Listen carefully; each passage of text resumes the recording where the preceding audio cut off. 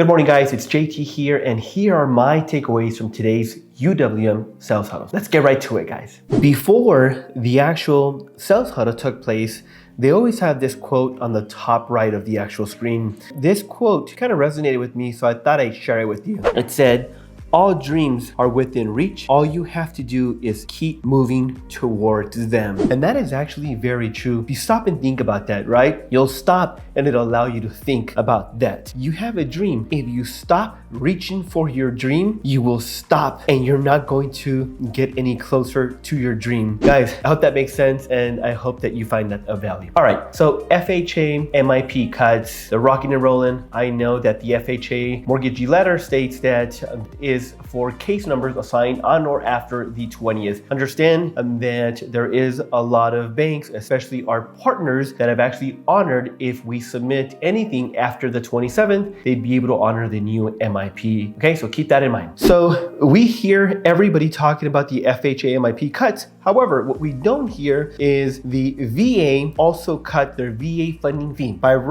actually by 15 basis points. We don't hear about it too much because it's not that big of a difference. However, something's better than nothing, so it's worth talking about, and it's also worth sharing that with your borrowers that apply for a VA funding fee. I truly believe that whatever it is, if it's a cut, no matter how big or how large that cut is, that's always much better than an increase, right, of 15 or 50 basis points, whatever the case is. Good thing is there's a cut and there's not an increase. So make sure you share that with your borrowers, your VA borrowers, of course. Control your price. Guys, we have a Pro Elite with UWM. Be sure to take advantage of that. If you don't use it, you lose it. Understand that at the end of the quarter, they will restart, and I believe you cannot roll them over. Loan success checklist. UWM was talking about this. Now, stop and think about this for a second. If UWM has a loan success checklist, and you, as a loan officer, do not have a loan success checklist, that is equivalent to you jumping on a plane, and the pilot says, "Everybody, welcome aboard. I'm gonna turn on the plane, and as soon as we turn on the plane, we are gonna take off. So be sure you get ready for a departure. If you want to buckle up, go ahead and do so. Otherwise, we're on our way. And by the way, I'm not even going to go through our checklist because I want to get there on time, if not earlier, whatever the case is." Now, look, every time you find a plane, there's a checklist you go through. Actually, I was going through training to get my rotor wing license. And what a rotor wing license is a license to fly helicopters as opposed to a fixed wing license. A fixed wing license is for those that want to fly planes. So even on a rotor license, right, there's a checklist, right? A checklist that you've got to go through before you fly. So imagine if the pilot of the plane wasn't going through that checklist. Would you feel safe? I probably wouldn't. I would get off. Now, no different with your borrowers. Understand that there is a lot of loan officers out there that go through loans, that put loans together without a checklist. How scary is that? Don't be that loan officer. Rehashing rollouts. This reminds me to a conversation I had with Patrick not too long ago. I believe it was after a good month after we came back from the Bolt, and somebody asked a question about how do you keep your people motivated? How do I stay motivated after coming back from such a great seminar? And he said, you're in the restage. And here's what I mean by the restage. Okay, you're in the revisit the handbook, relearn the handbook, review the videos that you took at the Vault, and refresh your mind. So if UWM has their AEs rehash the rollouts, in this case, whatever they may be, it may not be a bad idea that you as a loan officer relearn your guidelines, revisit your numbers, revisit your business plan, revisit your database, revisit your past clients, That is not a bad strategy to implement in your calendar and in your business plan. One other of my takeaways from today's UWM sales huddle was that there is an allo boom. And here's what they meant by that. They meant that the broker channel is experiencing a boom in loan officers. So what that means is that there's not a lot of new loan officers coming into the business because that's not the market we're in, but we're having a lot of loan officers from other banks or other models, especially the retail model, exit the retail model, come into the broker model. Why? Because we know the broker model is much better for the consumer. Hence, you're able to help more clients serve the go-to mission. So that's what they meant by there's a LO boom. So given that there's an LO boom, a lot of loan officers leaving the retail side, jumping into the broker side, what are you gonna do to set yourself apart from the other brokers? And I'll tell you in a totally different video what I've done to set myself apart from other loan officers and how I have other loan officers calling me and giving me kudos for how my team and I are performing. True story. I'll do it for another video. One focus. You ever meet this one guy that you either at a barbecue, you're at a networking event, and you've known him for quite some time, and the last time you met him, he was selling cars, and he was talking about how great selling cars was. And then you meet him today, and today you meet him at, let's just say, at a networking event, and now he's selling homes. And he's talking to you about how great it is. And I guarantee you that same person, a year from now, you'll see him again, and guess what? He's gonna be doing something totally different. Why? Because he doesn't have a one focus, and he's just chasing that bigger, better, next big deal. That's not good. That's short-minded. Quite frankly, there's a lot of people like that. You gotta be a long-term thinker to gain any type of real success. Now, to have a one focus, take a look at what our mission is. We're on a mission that everyone ought to buy a house. We believe that everyone deserves to own a home, and we make that possible by providing awareness, education to the communities in which we serve. If you have that one focus, there's a saying that says that what you focus on the most is what often presents and expands. So keep that in mind and have that one focus. Now,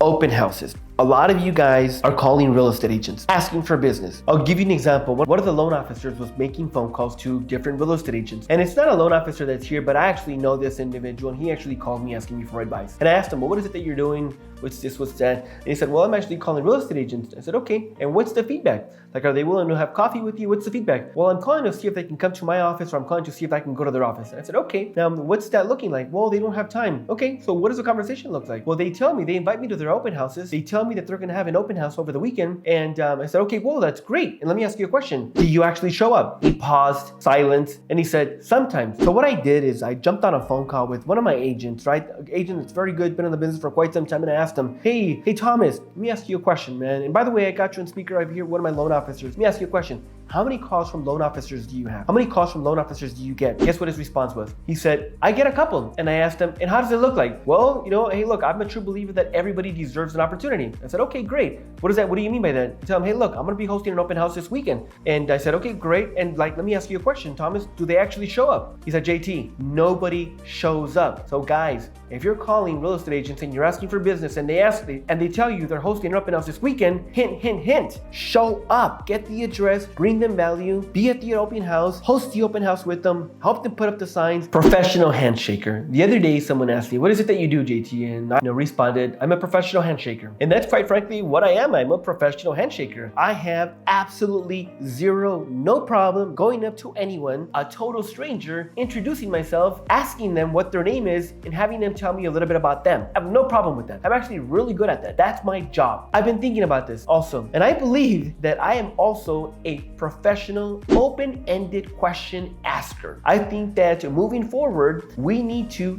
get better at asking the right questions. Oftentimes, asking open-ended questions are really good questions. Asking open-ended questions leads you to a totally different, bigger discovery conversation as opposed to asking short, shallow-ended questions. For example, are you interested in buying a house? Yes or no? Yes. And depending upon the type of person, they will answer yes or no. Well, let me rephrase that question. Hey, Mr. and Mrs. Smith, well, thanks for coming into my office. So I understand you're interested in buying a home. Let me ask you a question. If you'd be able to buy today, where would you buy? Yeah, so if I was able to buy today, I would probably be buying in the beautiful city of Palmdale. Okay, tell me more. Why do you like Palmdale? Why Palmdale? Out of become, get better, look into, research, Google how to ask better open-ended questions. On top of being a professional handshaker, I believe we are professional open-ended question asker. So keep that in mind. And by the way, please, on the comment section down below, drop your open-ended questions, and the best one, I don't know, I'll probably send you something, okay?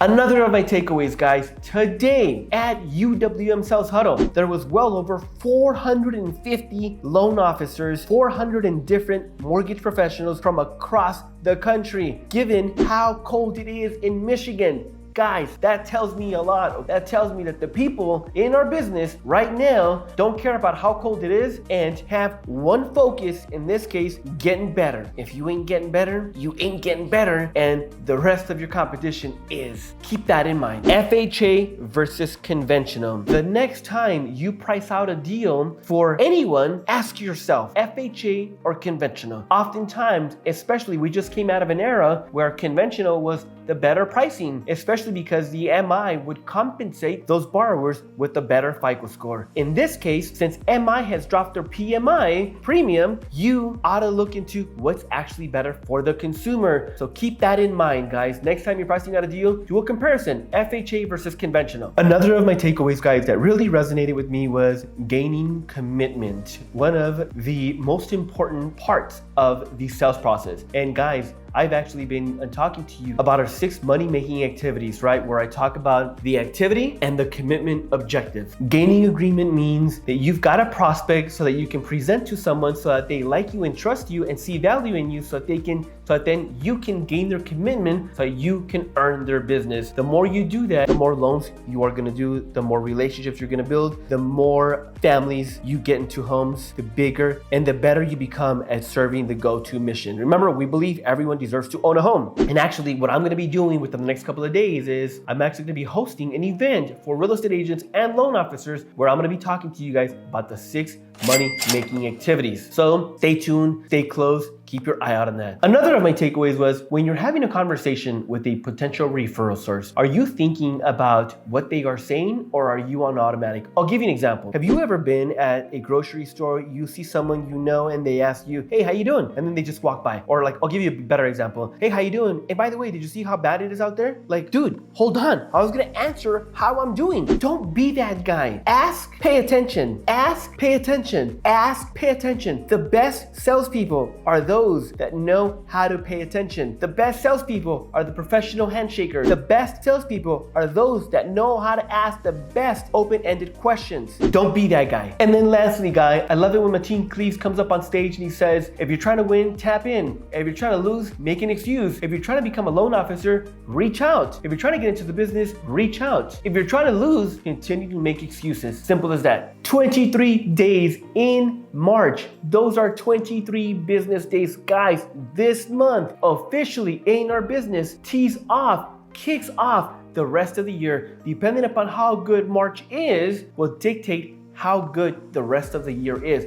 But you cannot take your foot off the pedal. Right now is where you're all in, pedal to the metal, let's go. Let's have a great 2023. Remember, we believe everyone deserves to own a home. Let's go out there and let's serve that vision, guys. Have a singular focus, think, eat, home, loans. That's the only thing that ought to be in your mind right now to ensure you have an amazing 2023. And so guys, these are my takeaways. My hopes is that you find 1 or 2 things of value so that you find 1 or 2 things of value that'll make a difference in your day, your week, your month, your life. And if that's the case, then hey, me doing these takeaways is well worth my time. Guys, if you like this, please give it a thumbs up. And if you really liked it, I look forward to seeing your takeaways by replying with video. Guys, this is JT. Until next time.